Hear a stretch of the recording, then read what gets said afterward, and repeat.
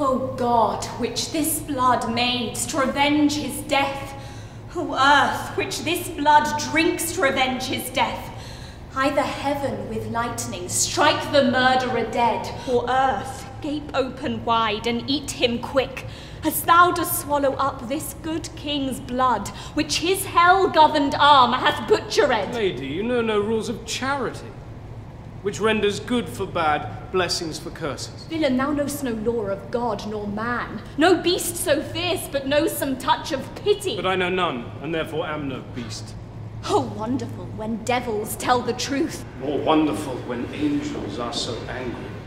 Vouchsafe, divine perfection of a woman, of these supposed crimes, to give me leave by circumstance, but to acquit myself. Vouchsafe diffused infection of a man, of these known evils, but to give me leave by circumstance, to curse thy cursed self. Fairer than tongue can name thee, let me have some patient leisure to excuse myself. Fouler than heart can think thee, thou canst make no excuse current, but to hang thyself. By such despair, I should accuse myself. By despairing shalt thou stand excused, for doing worthy vengeance on thyself, that didst unworthy slaughter upon others. You say that I slew them not. Who say they were not slain, but dead they are, and devilish slave by thee. I did not kill your husband. Why then he is alive.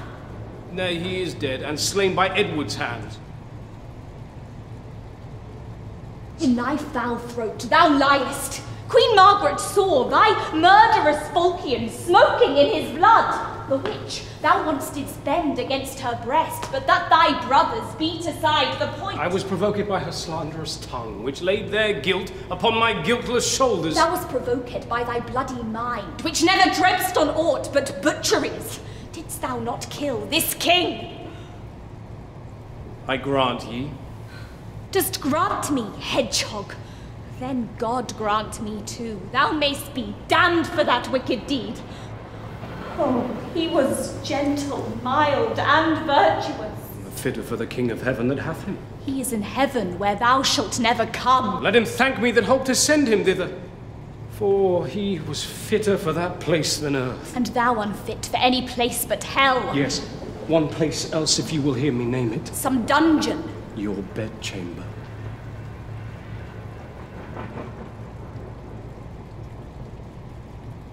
Ill rest betide the chamber where thou liest. Oh, will it, madam, till I lie with you? I hope so. I know so.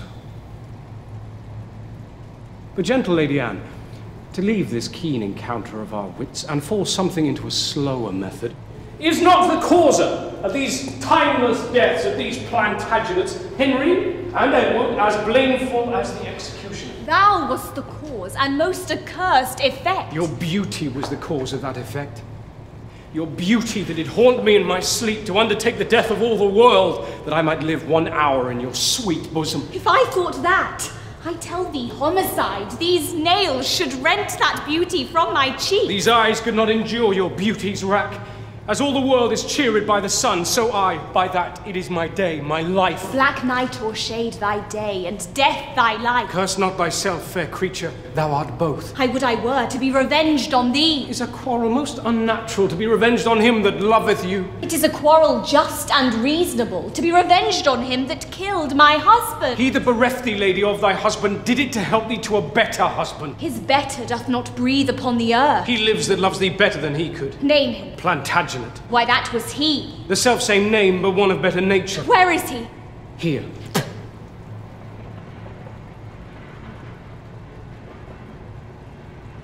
Why dost thou spit at me? Would it were mortal poison for thy sake. Never came poison from so sweet a place. Never hung poison on a fouler toad. Out of my sight, thou dost infect mine eyes. Thine eyes, sweet lady, have infected mine. Would they were basilisks to strike thee dead. I would they were, that I might die at once, for now they kill me with a living death. Those eyes of thine, from mine, have drawn salt tears. Shamed their aspect with store of childish drops, thy beauty hath, and made them blind with weeping. I never sued to friend nor enemy, could never teach my tongue sweet smoothing word, but now thy beauty is proposed my fee. My proud heart sues and prompts my tongue to speak. Teach not thy lip such scorn, for it was made. For kissing, lady, not for such contempt. Lo, if thy revengeful heart cannot forgive, here I lend thee this sharp-pointed sword, which if thou please to hide in this true breast, and let the soul forth that adoreth thee, I lay it naked to the deadly stroke, and humbly beg the death upon my knee. Nay, do not pause, for I did kill King Henry, but 'twas thy beauty that provoked me. Nay now, dispatch, 'twas I that stabbed young Edward, but 'twas thy heavenly face that set me on. Take up the sword again, or take up me. Arise, dissembler.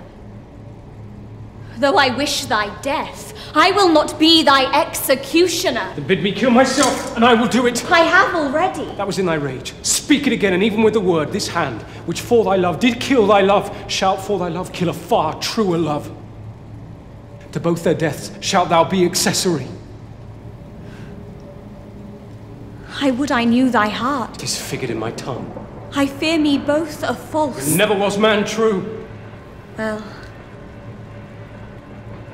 Well, put up your sword. Say then my peace is made. That shalt thou know hereafter. But shall I live in hope? All men, I hope, live so. Vouchsafe to wear this ring.